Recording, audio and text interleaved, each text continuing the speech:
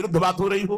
स्वामिनी जी श्री राधा किशोरी या लालजू महाराज, चाहे वो राम रूप में हो चाहे सिया रूप में हो, हमारे ही प्रीतम है। अगर किसी भी भगवान की अवहेलना की बात हो रही हो तो उस सभा में गरज कर खड़े होकर विरोध करके चल देना चाहिए, नहीं तो उस सभा में बैठने के कारण भीष्म आदि के बाणों से छेदे गए शरीर।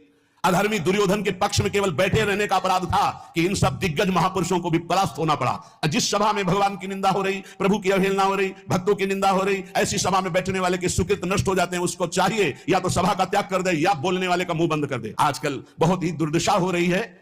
धर्मशास्त्रों के रहस्य को ना जानने के कारण, धर्मशास्त्रों के ज्ञाता संत महापुरुषों की शरण में ना बैठने के कारण, उनके श्रीमुख से ना सुनने के कारण मनमानी जो आया सो बोल रहे। इसलिए बहुत सोच समझ करके बोला जाए और बहुत सोच समझ करके सुना जाए। हमारी श्री जी के विषय में मत बोलना, राधा तत्व के विषय में मत बोलना। इतने बड़े तुम ज्ञानी नहीं होगे, किसी विरंच से भी आगे निकल गए हो। कभी बैठ के 1 घंटा चित्त नहीं जोड़ा परमात्मा में, कभी बैठ करके मंत्राकार वृत्ति नहीं की।